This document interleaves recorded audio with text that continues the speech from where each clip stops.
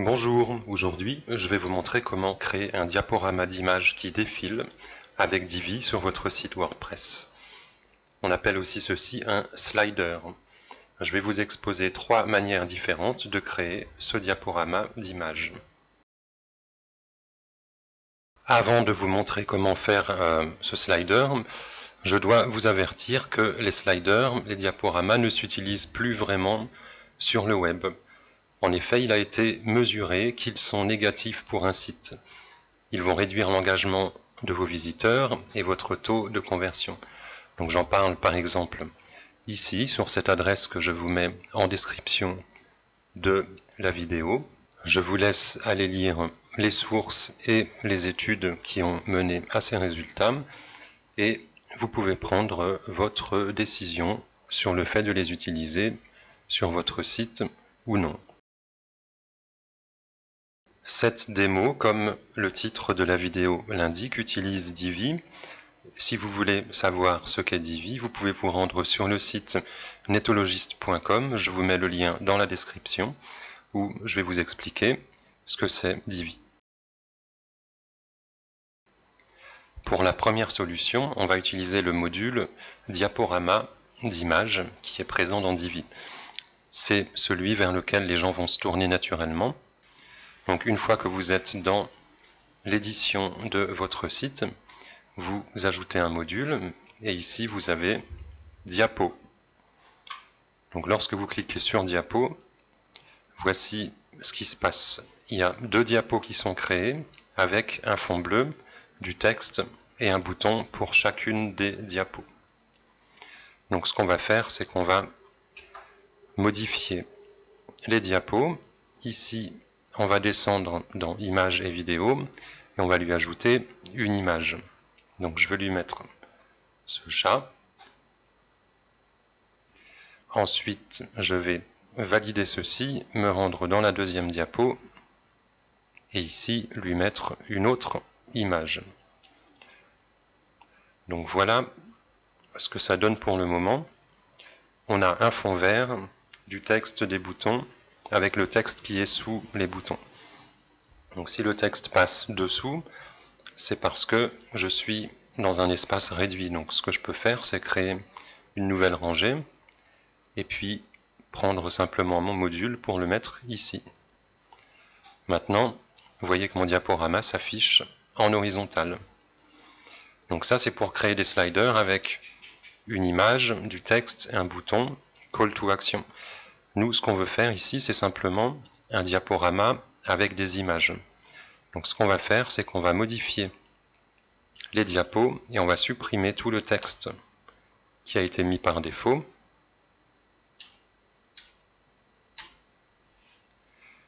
Ce qui nous permet d'obtenir ceci. Donc vous voyez, c'est pas terrible. Donc on voit que ce diaporama, il n'est pas fait pour faire simplement défiler des images. Il est là pour faire défiler un bloc de contenu. Ce qu'on va faire, c'est qu'on va supprimer nos diapos. On va en ajouter, toujours en supprimant le contenu. Et ici, on ne va pas aller ajouter d'image, on va aller lui mettre une image de fond. Donc ce qu'on fait, c'est qu'on clique comme d'habitude ici sur fond et on lui met l'image en fond. Ceci pour le premier. Puis pour une deuxième diapo, on peut en mettre autant qu'on veut. Il faut simplement éviter de ne pas surcharger son site. Donc ici, pour la deuxième diapo, je vais lui mettre une autre image pour la démonstration. Et voici le résultat. Donc ici, ce qui nous embête, c'est évidemment la taille des images. Parce qu'ici, on a dit au fond de couvrir le diaporama qui a une hauteur prédéfinie. Donc ici, ça va être un peu compliqué avec cette solution d'arriver exactement à ce que vous voulez. Je vous donne rapidement des pistes si vous voulez utiliser cette solution plutôt que la suivante.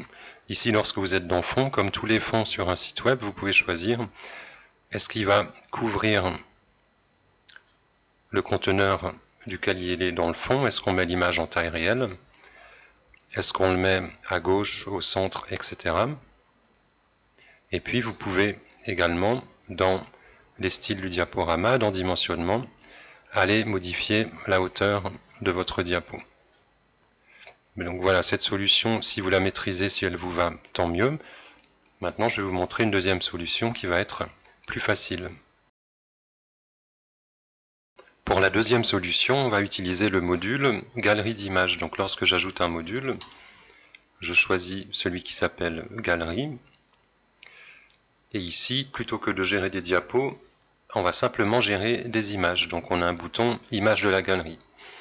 Ici, je vais sélectionner simplement en un clic les images qui doivent apparaître dans ma galerie. Je valide et ça me crée une galerie photo comme ça. Maintenant, la petite astuce, c'est simplement de se rendre dans les paramètres de la galerie. On clique dans Style et ici, on va dans Modèle et on a une option qui s'appelle Diapo. J'ai simplement pris cette option Diapo et vous voyez, mon diaporama d'image est déjà là. Donc ces deux solutions, c'était si vous voulez utiliser les modules qui sont dans Divi. Maintenant, le fait d'utiliser Divi, ça nous laisse accès à la majeure partie des ressources de WordPress. WordPress qui est connu grâce à ses 55 000 extensions gratuites qui nous facilitent la vie. On va donc pouvoir utiliser un outil spécifique pour faire des galeries d'images avancées ou autres que celles qui sont offertes par Divi. Donc lorsque vous êtes sur le site officiel de WordPress, dans les extensions, ici vous tapez Slider. Ça va vous donner des tas de résultats. Tout ça sont des extensions gratuites ou en modèle freemium qui vont vous permettre d'intégrer des diaporamas d'images et autres dans votre site. Donc il y en a vraiment beaucoup. On va prendre par exemple celle-là qui a 5 étoiles, Smart Slider 3. Donc ce qu'on va faire, on peut la télécharger ici, ou on peut aller dans le back-office de notre site, nous rendre, donc ça relève de WordPress.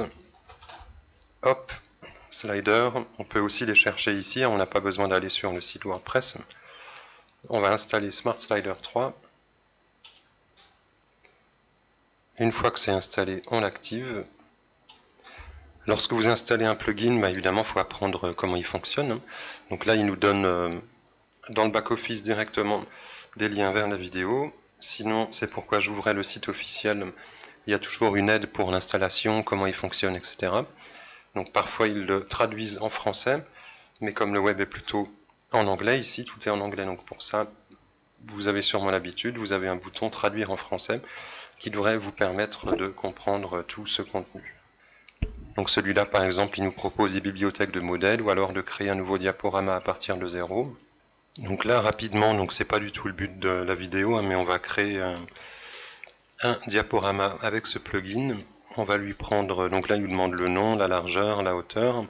Donc évidemment, il faudra mettre vos images à la même taille que votre diaporama.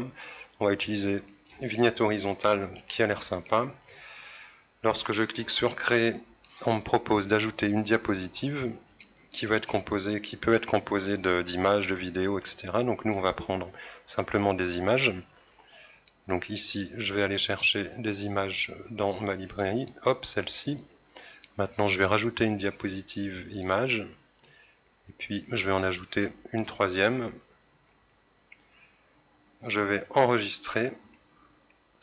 Et là, quand on descend, il nous explique comment ça fonctionne. Donc si vous travaillez en PHP, voici comment faire. Si vous êtes dans l'éditeur de page, voici comment l'intégrer dans votre page.